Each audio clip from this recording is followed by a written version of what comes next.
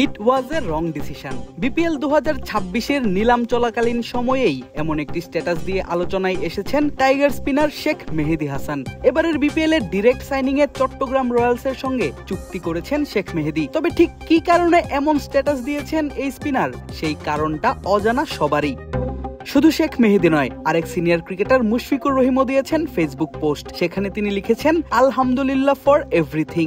তখনও মুশফিক ছিলেন অবিকৃত। ক্যাটাগরি বিতে তার নাম থাকলেও ভিত্তিমূল্য 35 লাখ টাকায় মুশফিককে দলে নিতে রাজি হয়নি কেউই।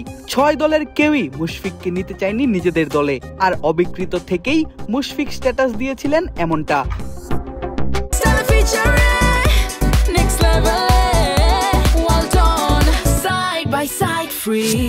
আরেক ব্যাটার সাদমান ইসলামও লিখেছেন নিজের ফেসবুক প্রোফাইলে, তবে কোনো বাক্য কিংবা শব্দ নয়। সাদমানের স্ট্যাটাসে ছিল কেবলই একটি ইমোজি, মুখ বন্ধ থাকা সেই ইমোজি দিয়ে ঠিক কি বোঝাতে চেয়েছেন এই ওপেনার, সেটা অবশ্য অজানা দর্শকদের। নিলাম নিয়ে দর্শকদের নজর যেমন টিভি পর্দায় দেখছেন লাইভ টেলিকাস্ট, তেমনি দর্শকদের চোখ অবিকৃত ক্রিকেটারদের ফেসবুক প্রোফাইলেও। কে কি লিখছেন দল না পেয়ে, সেটাই দেখার আশা ছিল দর্শকদের। আর তখনই একের পর এক ক্রিকেটারদের এমন ফেসবুক পোস্ট দেখে দর্শকরা সাজাচ্ছেন নিজেদের মতো করে মন্তব্য।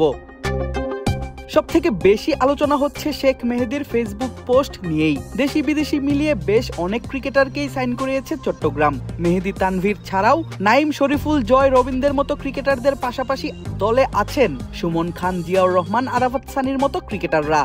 মুশফিকুর রহিমকে শেষ অবধি দলে ভেড়ায় রাজশাহী ওয়ারিয়র্স, তবে দল পায়নি স্ট্যাটাস দিয়ে সাদমান ইসলাম। অবশ্য সাদমানের দল না পাওয়া নিয়ে আলোচনা ছিল আগে থেকেই, কেননা এই ওপেনারকে বিবেচনা করা হয় শুধুমাত্র টেস্ট ক্রিকেটার হিসেবেই। যদিও গেল এনসিএল টি20 আসরে একটি সেঞ্চুরি আছে সাদমানের।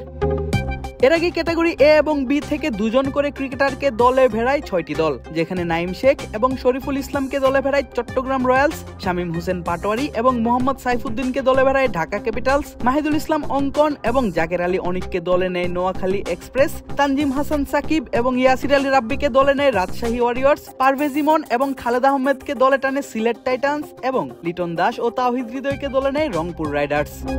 আদিব আশরাফ, ক্রিক ফ্রেন্জি।